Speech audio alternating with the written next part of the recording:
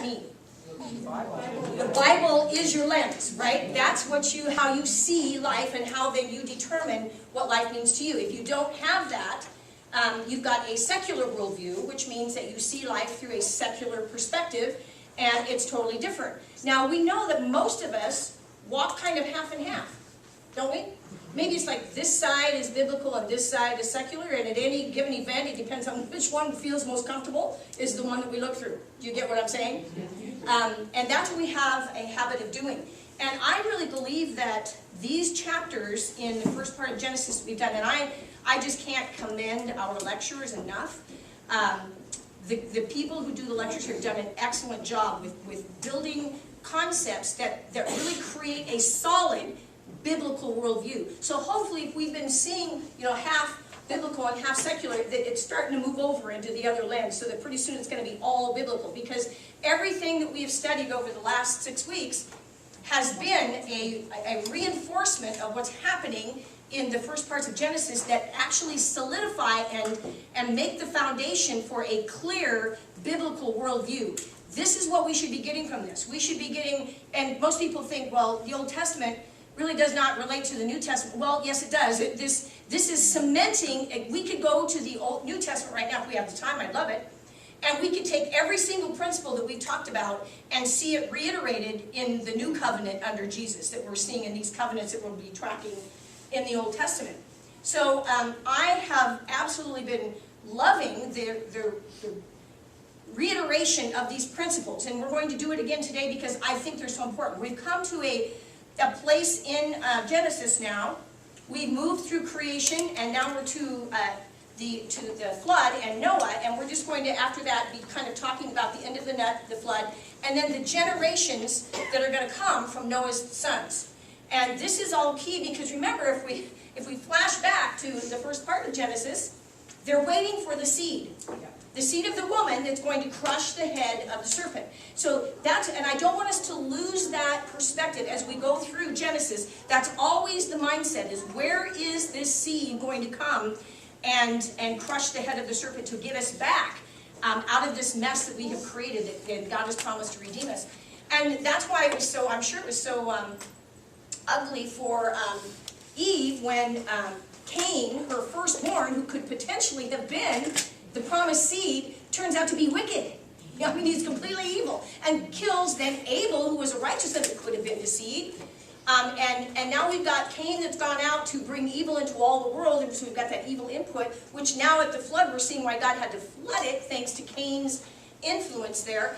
And then we have now Seth, who has come up as the righteous line, following it. So we know now, because of this dichotomy, that now the Messiah is going to come through the line of Seth. That has been made clear. Even though, at this point now, everybody on the face of the planet has been wiped out except for Noah, but that's how we know, because Noah is from the offspring of Seth. So, really, all of this, and you've heard me before say that another one of my pet peeves is that Sunday school teaching, we give the stories. We talk about Daniel and the lions, which I'm going to mention in a minute. And we talk about Joseph and his coat of many colors. We talk about Noah and the ark and the animals and all that great stuff. And we never make the connections of why those people are there. Why that those are not just random stories. They make the whole context of the Old Testament, and they are foundational to our biblical worldview. And so I hate that when we just take them, and pretty soon most people, at least a lot of people I've talked to, grow up. And they'll say, I've been in the church for years, went to Sunday school, went to youth group, did all of that, and they don't know the connections. All they know is the stories. They don't know that there's a really legitimate lineage that's going on here for a legitimate reason, and that's what the whole Old Testament is about. So we don't want to miss that in this, but the other thing that I don't want to miss here is the significance of what has happened just from creation to Noah.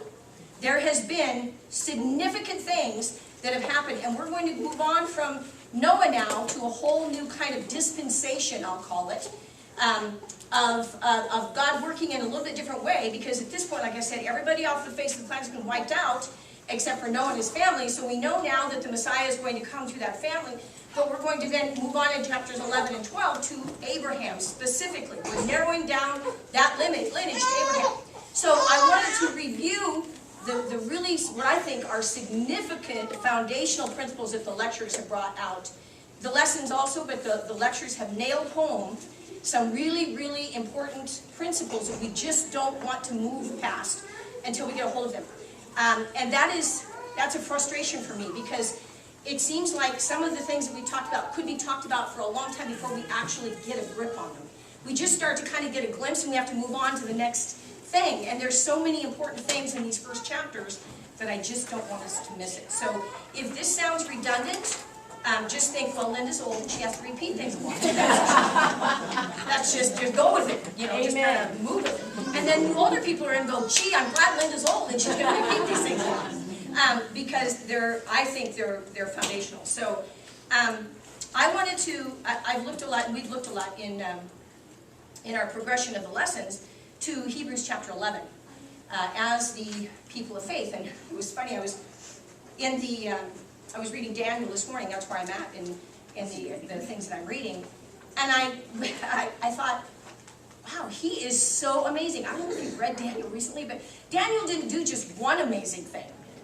He did many amazing things. And his faith was like Noah's, where in light of the Babylonian nation that he's been taken captive by and is now in working for them, he stands firm and continues to declare the God of Israel throughout the whole thing. And everybody thinks he is like all that and a bag of chips. I mean, he's really created a reputation for himself in the midst of a hostile generation. And yet when you look at Hebrews 11, it goes on about Adam and Eve, and then we see Noah, and it goes on about Abraham forever, and all these people. Then it even talks about Jacob and all the different ones, and Moses. And then it says, and then we can't go on because it would take all day. But there are those who shut the mouths of lions. And I'm thinking, that's it? That's all you're going to give Daniel, is he shut the mouths of lions? I mean, they don't even say his name. They don't even tell you that that's who did that. And so I'm like, wow, I think that he should have been given at least 2 lines. Yeah. Because he didn't just shut the mouths of lions. He interpreted dreams that changed nations for all of history and worked through several different. He was there in Babylon working for Nebuchadnezzar, and then he was there when the Persians took over. So all that history, Daniel was a part of it, and he influenced each one of those. So it's like, okay, the people of faith are great, but there should have been a little more there for Daniel, I think. So anyway. As I was thinking over these last lectures, and I did go back over all of the lecture notes because I thought they were amazing, I went back again to what I see as the big picture, is what's happened. So at the beginning of your lesson, it says, by faith. And it's so interesting to me that many times even we look at salvation as being by works, and I can't figure out where anybody now, after all these years of studying this, where do we ever come up with works? When, of course we say that Abraham, of course, by faith he offered up Isaac and believed that God would give him, and that's where we get that saying, is that he believed God and it was credited to him as righteousness. But as you've seen, since creation, it has been by faith. It wasn't just with Abraham. What did Noah do? He believed God, and he was rescued because of what he believed about God. That was absolutely contrasted to everything that everybody else believed. So this idea of faith is not something that just Abraham came up with, and it's not something that just Jesus came up with. And yet we have to spend a big portion of the Bible trying to explain that, no, you can't work your way. I'm like, really? That's kind of self-evident, it seems like, in some of the chapters that we have done. So I wanted to go back to this concept of faith, because really that's where you and I live. Our biblical worldview is a worldview that's based on faith. And it's faith in what? Faith in what is the question. What do we have faith in? And I think we have talked a lot over the last, especially the lectures over the last several weeks, from the very beginning of the book. Every principle that we've had, and when you look at the notes, reestablish the concept of what is necessary for faith. What is it we have to believe in order to please God, in order to walk with God, which was brought out last week. So I made this statement because this is kind of a summary of what I was looking at of the by faith. So in the midst of sin and compromise and giving into the flesh for self-satisfaction, which is what happened in the garden, we're going to go back and review that, There is a way to walk with God and fight the fight that has been created by the ushering in of evil.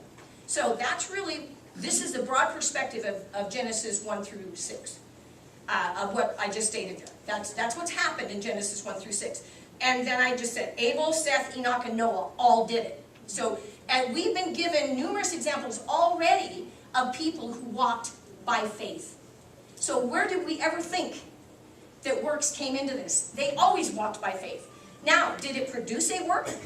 Absolutely. That, because we know, as it is true, that when you believe something, it comes out in what you do. That's why a biblical worldview is so important, because when we have a biblical worldview, it comes out in who we are.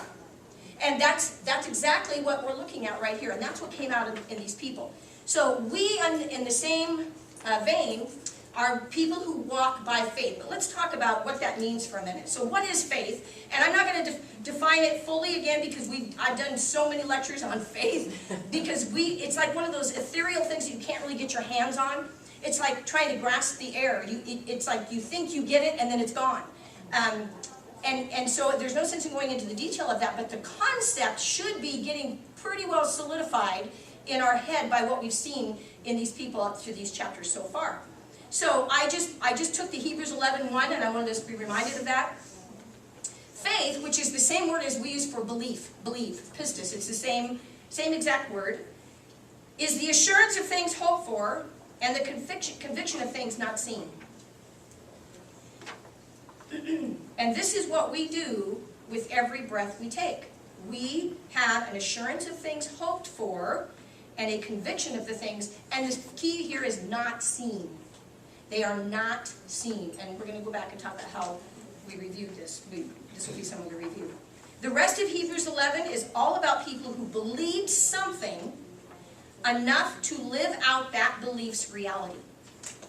That's what Hebrews 11 is all about. That's what the chapters we've gone through so far is about people who believe something. Now remember that we started out this book, and I remember I said, we need to recognize that this is a book about God. That we think it's a book about man and how man came about and then all the fall. No, this is a book about God's revelation of himself. And I talked about that a lot. And that's what our faith is based on, is what we have seen that God said about himself. That's what faith is. It's not a hoping for something I'll get. It's believing in something that is, even when I don't see it or understand it. That's what faith really works on. All of these people of faith did that. All of these people so far. We've seen nothing, absolutely nothing, which is very interesting, because that's what God wants us to see. He wants us to see, with all of the people he's put in front of us in all these chapters, he wants us to see what it looks like to believe him, and what it looks like to not believe him. Right? We've seen both of those. So we're going to move on, and which it means is that I love this statement of when I thought of this, that it's people who believe something enough to live that belief's reality. And when I say reality, I mean it is real. Like it is it's the assurance and it's the conviction that's talked about in Hebrews 11:1. So we are looking to find what is the belief system that makes our reality, to where we actually live as though we can touch and sense and feel and participate in this unseen thing that we believe in. Because that's what they did. And remember that later on in Hebrews it talks about, because they were looking for a city, and they never got to see it while they were alive. But they were looking literally for a city that they put their trust in, knowing it is real, I will be there, I will participate, and I'm going to live now in a reality of that. That's who we are. That's exactly who we are. So we can totally relate to these people in these first chapters. So I went back and said, okay, what are the beliefs that we've been given that can kind of solidify our biblical worldview already in these first chapters, through the lessons and through our discussions and through the lectures. And I just don't want us to miss this. There's so many, I wish I could figure out, and I tried to one year and it didn't quite work, a way to where we could spend another week or two, like say if we were doing chapter 3, can we just, as a group, just talk about chapter 3 for a couple of weeks, just together, like as a big group? Because it seems like there's so much we're missing when we're in separate groups, if you know what I'm saying. Because I sit in some of the separate groups and I hear all the great things you guys talk about. And it would be great if we could share them together to reaffirm just these concepts that seem to be so difficult for us to get a hold of. So we're gonna go back over. So I hope it doesn't sound redundant. If it does, just wake up in a few minutes and we'll So belief number one. This is one of the first things we learned from the lectures that we've done so far that were based on the lessons that we've done. Belief number one: I am created in the image of God for the purpose of His glory, by using my physical being to identify with Him and produce righteousness on earth. This was chapters 1 through 3. Bethany and I did lectures on this. She talked, and I'm going to quote some of the things that we said within those. I don't want us to lose that. So this is where we started. We were created, Adam and Eve were created and put in the garden for the purpose of glorifying God with a physical body, but they were to do it spiritually living, controlling that spirit, that physical body with their spirit. We're still in that same spot. That's still what we have to do. It's just a little harder now that they've overindulged. So, as what was given in Genesis 1, which was Bethany, God gave man the responsibility to live within the design. No, I'm sorry, that was me in chapter 1, doesn't matter. But God gave man the responsibility to live within the design, order, and purpose that He established in His creation. We went over that in chapter 1. That is the basis for a biblical worldview. That is it. If we don't have that one, we don't have anything. If we don't understand we were created for a purpose with a design that He intended for us to live by, we have lost the whole point of who we are, which is really exactly where we are as a church today. We have lost our identity. We have no clue who we are anymore or why we're here half the time. Because now we're living in the flesh, serving the flesh, throwing a little bit of the spirit on the side. And that's completely backwards to the way it's supposed to be. We're supposed to be living in the spirit, realizing we're using our flesh to magnify the spirit's reality by what we do with our flesh. That's where they started at before they fell. That's what the knowledge of evil gave them, was a knowledge and recognition that where your flesh now becomes the centerfold of your life. And that's where we are. We're stuck in this thing where we can't. I literally laid in bed. I'm going to tell you something weird about me. One thing. I've already heard many others. I laid in bed, and I do this many times in the morning when I wake up, and it's like, okay, Lord, I want to know, how do I stop feeling this physical body? How do I stop thinking about it? How can I remove myself from whatever the stresses of the day, or the fact that I'm tired, or whatever it is, or that my toe hurts or something. Let me just get out of that for a second and be able to just encapsulate myself in your spirit. I want to do that so bad. Now, don't tell anybody, because they might put me away. Because it sounds like I'm living in La La Land. No, I do. I think it's possible. I think that's where our hindrance is. I think we are so distracted by these physical bodies, and the older I get, the more distracting it gets. Yeah. But the reality is, so therefore it becomes even more work to really focus on the spirit and not let this body dominate. And that's what happened in the garden. So to go back to chapter 1, and then as Bethany said, I love this, that she stated in her lecture from Genesis 2, the enemy seeks to discredit the genius of creation. That's what the enemy wants to do. He wants to constantly remind us now, no, you're flesh. He wants us to not even see the reality of the spiritual power that was given to us, and that our identity is really based in that, and the physical was a sideline, not the main thing. So, and God was geniusly made that reality, and that's what Satan wants to do, wants to distract us from it. Remember that even creation itself is supposed to declare the glory of God, right? So even everything that's created is for the purpose of declaring the glory of God. And as I've said many times, unfortunately, we're now to a place where creation now tells us there is no God. Oh my goodness, do we have our work cut out for us? So we have to even be more sensitive to the reality of how difficult it's going to be for a world who looks at creation and doesn't see God to actually see Him in us. This is a difficult task, but we have to press into it. So that's belief number 1. And then in chapter 3, after the fall, man's identity as mainly spiritual beings had been corrupted. And we saw that. That's what the knowledge of evil did. It corrupted. Do we need to turn down one of the lights so that you can see the screen better? Or are you okay? Okay. So our identity as mainly spiritual beings has been corrupted and continues to corrupt because our flesh is corrupted. And that's our problem, is we are now focused on something that is corrupting. And we are trying to maintain something that is going to corrupt and be done away with. Instead of pursuing the inwardly renewed day by day that's growing greater, or the spirit within us is growing greater day by day, we get completely distracted by that. And who they are physically became their focal point. Now the physical becomes the focal point. And that's what, I mean, is this like Romans? That's what we're going to go on top of. That's what he said. The flesh is an enmity against the spirit, and the spirit against the flesh. That's why, and Jim did, Jim did the sermon last Sunday, and he talked about the significance of baptism, and that's what it is. It is a picture of us dying to our flesh. Like we had to go back to the garden. Let's go back to the garden and not let this flesh dominate. And now we're alive to the Spirit. That's exactly what took place in Genesis 1 through 3. That's it. It's a picture of that. So that the New Testament is just reiterating what was given in those chapters. And I don't want us to miss that. This is who we are. And this is the battle we fight, which is the next one, the next belief. And Kelly did a great job with this one. Belief number 2. Because of what took place in the garden, the presence of evil, the knowledge of evil, remember they ate from the tree of the knowledge of evil.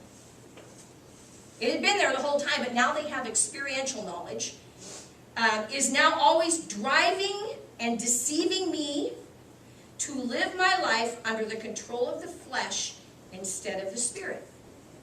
So now again, they lost their focal point in the garden, and now every day the enemy wants us to stay there. He wants us to stay there in that flesh. And that's the fight. And you know what's I find very fascinating as well is the enemy doesn't even really have to work that hard. Because like I said, I can't stop thinking about my flesh. It's the first thing on my mind when I wake up. It's the last thing on my mind when I go to sleep, because we're always, even subconsciously, paying attention to it. When you dream, is your flesh part of it? Absolutely. It's like things that you do, and I mean, it's just who we are. And I think we understand that, but we have to understand the corruption that's gone on in that.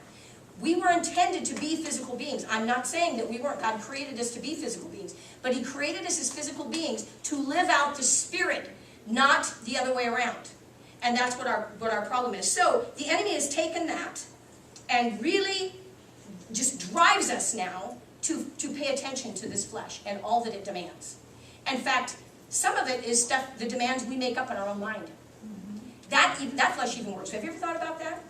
Most of the demands that the flesh tells me, I have made it up in my own mind. It's something I have decided I want. It's not that the flesh has to have it. I just want it. So there's that whole concept of want. It's not even a need anymore. It's what do I want? What does my flesh want to be satisfied? So we're not even close to need anymore. We live in the want. And so it is definitely a dominant thing that we have to deal with. And Kelly did a really good job of that, bringing that home. So the battle as to which one controls is constantly within my being. And she used Romans 8, 5 through 14 on that. And these were some of his tactics. And this is just again review, but I really think this is such a key that we cannot gloss over this. We've got to go back and be constantly reminded of what the battle is and how we're struggling with it, because it needs to be a constant awareness on our part. So he deceives you regarding your design. These were right off of her lecture notes. And I was just like, wow, this is so true. He does continue, just like he did Eve in the garden. The very first thing was to deceive her. And now ever since then, we've been deceived that our flesh needs to dominate. Our flesh needs to have what it wants.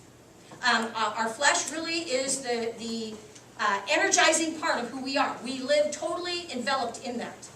And like I said, I understand we are physical beings, but so was Adam and Eve in the garden, and they walked with God on a continual basis and lived out through the Spirit. Their body was just a tool for that. And as I told you, when I talked about chapter 3, I said I really believe that's what Jesus did. He modeled for us what it means to actually be in a physical body, because see, his body was deteriorating as well. He had a corruptible physical flesh because he was getting older. That's what happens when you get older. But he lived out what it meant to take that flesh and actually spiritually drive it. Let that flesh be led by the Spirit of God. That's what Jesus did for us. So he wasn't just like supernatural. He was living the way we were intended to live. And he was modeling it on the earth. The difference is that the enemy didn't have power over him. That was the difference. That's a big difference. We have trouble with that. But that's why he is so much our model, because he literally lived out in the flesh and was totally dominated by the Spirit. And that's who we are. That's our identity. So he deceives us regarding our design. He even does that regarding on who we are as women. Isn't that a constant? Are we constantly struggling with our design as women, which was going to be a part of the struggle that he was going to have? And remember, before that, we identified that she was completely good with who she was, and so was he. Because they were male and female before they ever noticed it. They didn't even know that was a problem. But immediately after sin, they're like, yowza, what is this? And they became self-focused on the differences between them. Before that, I still do that today. When I look at when I get out of the mirror, I go, what is this? Goodness, when I get out of the shower. But we can see that their thought processes now became completely focused on the physical being instead of the spiritual being. And that is exactly what happened. Our design has been corrupted as to who we were meant to be and what we were meant to do. They worked so totally perfect together before that because they didn't have any of those, like I said, competitions or concerns about each other, or what do you think of me, or what do I look like to him, or what's he going to do, and how I do this better. There was none of that because they were both spiritual beings working to further God's program with their physical bodies, instead of being physical beings that once in a while walked in the Spirit. That's what we do. And we can see how that he continues to try to deceive us regarding that design. The second was that he leads you only to only think of the remedy. I loved this. Because of the fact that aren't we that way? Are we immediately trying to figure out, how do I get out of this? This is a problem. That's why we have trouble with the whole James idea of rejoice in your suffering and the trials. Consider them joy. That we're like, what was James smoking dope or something? Yeah, you don't do that. You don't suffer. You don't rejoice in your suffering. No, we do. Well, that's the thing. But see, the enemy has told us when you suffer, get rid of it. Fix it somehow. Whether that's with drugs or with alcohol or whatever it is that satisfies you, money, use your credit card, get online, whatever it is. Just take care of that feeling that you don't like and then remedy that problem with whatever it might be. We are so deceived. We're so stuck in that rut. Because again, we are catering to our flesh. We are now focused on who we are as fleshly people instead of people in our flesh that work out of the power of the Spirit. Totally different concept. So the next one was, he encourages you to believe that things are other than they are. I loved this one too. These were great statements.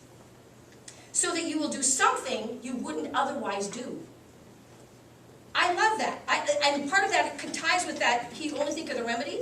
Because he encourages you to believe that you have to have that. You have to do that. You have to be that. You have to accomplish that, whatever it is. And then you wouldn't normally do it, but pretty soon you're figuring out ways to make that happen. And your life is now directed by what your flesh is longing. And we don't even know what's happening. We aren't even aware that that's what's going on and that we're being flesh-driven at that point. Sometimes we even say we're doing it in the Spirit. Sometimes we even ask God to get on board. Right? How many of you have not done that? God, this is what I need. I'm sure you are faithful. See, we even use these things about God, that God is faithful, so surely he's going to give me, in his faithfulness, what my flesh wants. This is how deceived we are. And this comes from this foundation that's been corrupted about our worldview of who we are, which is all in Genesis 1 through 6. These are all things that we've done before. We've talked about before. Okay, that was belief number 1 and belief number 2 that we've learned from these chapters. Belief number 3. We've got the fall, we know the outcome, we know we've been deceived into thinking we're more physical beings than we are spiritual, and now we know the enemy is really using that against us, and as Kelly said, that fight is continual, and you cannot let your guard down, because you can see how easily deceived we are. And I love the fact that she said also it happens in our mind. So maybe the fact that my mind's not working as well might be a good thing. I don't know. But it does. These things go on our mind, and like I said, before we know it, we've thought something and done something, and we've never even considered whether it's biblically right or not. It just feels right, so we just do it. So that's that, so we're to there. So belief number 3, because of the work of Christ, this is the next thing we have to believe. I have the power to choose to live by the Spirit in righteousness to produce the fruit of the Spirit. This was Cherie last week, and she did an excellent, excellent job. I love the fact that we have the problem at the beginning is Adam and Eve fell and what happened to us when that happened. Then Kelly talked about the battle that's going to come because of it, and then Cherie talked about what our goal is. And our goal is to live in righteousness. That's what I just love it. The lectures have really pulled these together and really helped solidify that biblical worldview that we have to have. So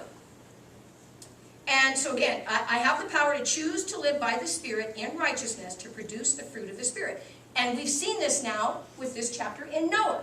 Despite everything that went on, and Cherie gave many, many examples last week of other ways that can happen and ways we can practically do it. But if we want to see it in action, it's Noah. Nobody had to stand up against the whole world more than Noah did. And really say, no, this is what I believe about God, and I am not budging. And I know there had to be times when he wanted to just cave. There had to be.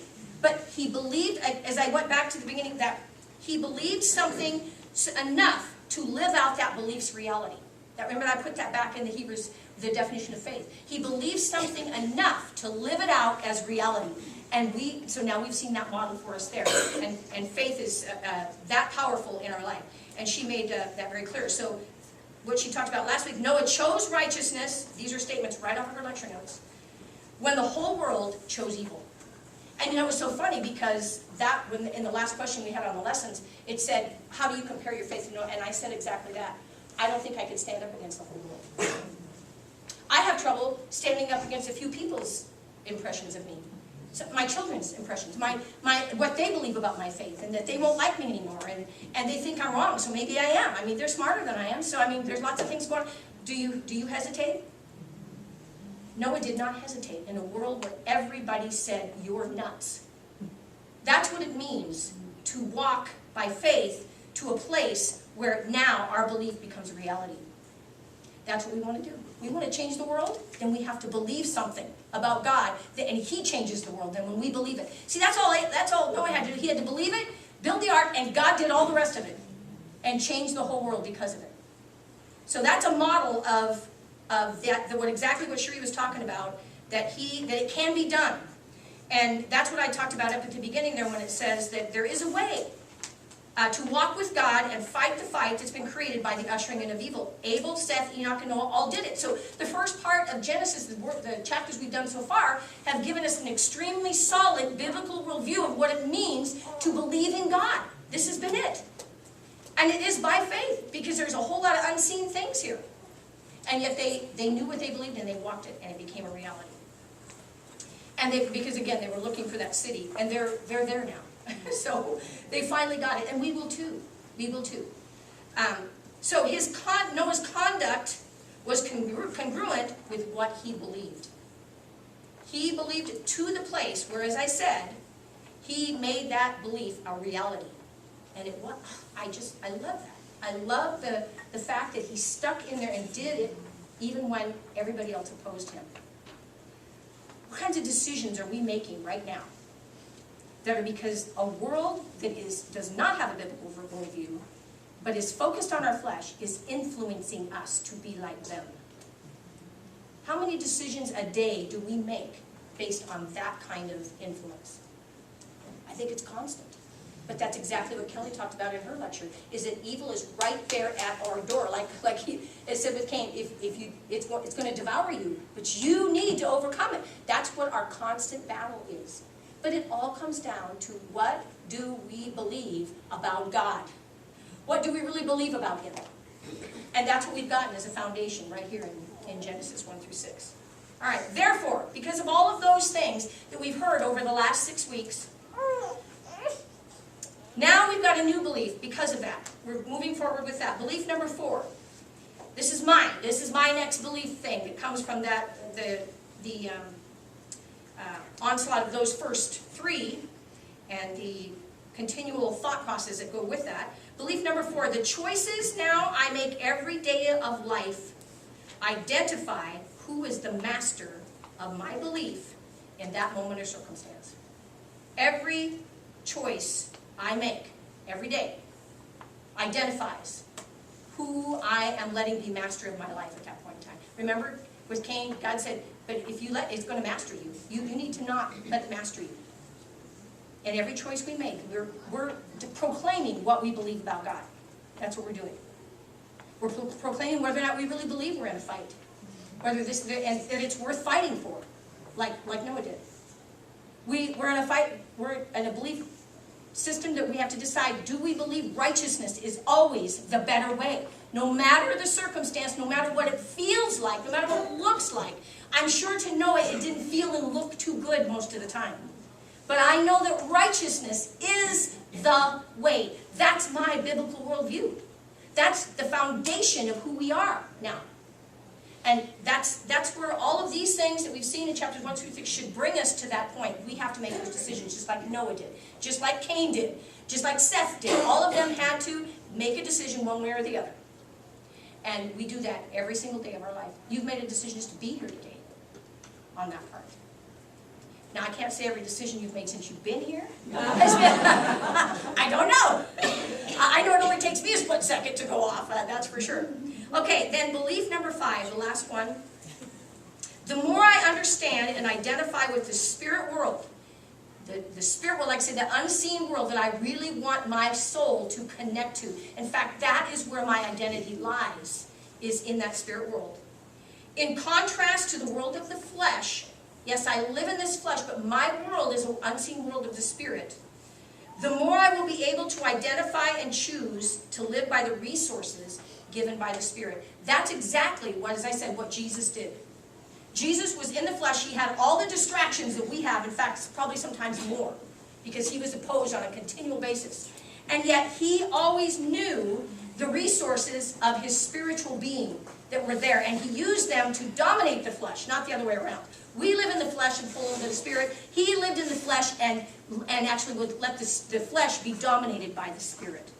That was his life. That's what he did. And we can have that resource. We have it living within us. And I think that's why I love that you guys, we have people here that are so faithful. You guys come week after week, it doesn't matter, snow, cold, rain, whatever. Sometimes you don't feel good, you just do it. Because you believe that this word is power and life for you. And that's why we're here, because we believe it. We believe it is. And that's one of the first steps. If I believe that, then I'm going to study it. I'm going to let it become a part of my life. And that's why I said I want to reiterate this, because we go through these things so fast. Many times they don't have a chance to become a part of who we are. And we want them to be who we are, to not forget. To not forget. I added on there, on yours, 2 Peter. I don't have that in my notes. Because I just thought these were so pertinent to what we're talking about here. So 2 Peter chapter 1, verse 3. I'm going to start in verse 2. Grace and peace be multiplied to you in the knowledge of God and of Jesus our Lord, seeing that his divine power has granted to us everything pertaining to life and godliness. That's what he wants to give us. See, he's even saying there, you are spiritual beings, and God will give you the divine power to live out your spiritual identity. That's what he's given it for us for. Through the true knowledge of him who called us by his own glory and excellence. For by these he has granted to us his precious and magnificent promises, in order that by them you might become partakers of the divine nature, having escaped the corruption that is in the world by lust. You know what he's saying there? He's saying, yeah, you've got to live in a world that's corrupted, and lust is a part of what it is because of the physical nature that now that they have the knowledge of evil. But you've been given everything necessary to live a fully spiritual life because of the divine power that's been engaged in your heart when you believe in Jesus. Jesus gave us opportunity for that. I love the fact that I no longer have to be focused on my failures. I no longer have to, because of Jesus, I don't have to now view all the time the things I do wrong. That doesn't have to be the focal point anymore. Now I can actually see him changing me and bringing about right things in me as well. I love that, because otherwise, see, if we are still under law, if we're still under the old part without the Spirit of God, we have to focus on everything we do wrong. instead of all that he's going to do is to change us to do right. So, as again, this is our biblical foundation. This is a worldview where our glasses now, we're seeing the way life was intended to be for us as human beings. And it was all took place in Genesis 1 verse 6. Foundational for a biblical worldview. Let's pray. Father, I am so grateful for Jesus and for the fact that because of who he is, you can actually produce these things in me. I know my flesh, it would never happen. Never happen.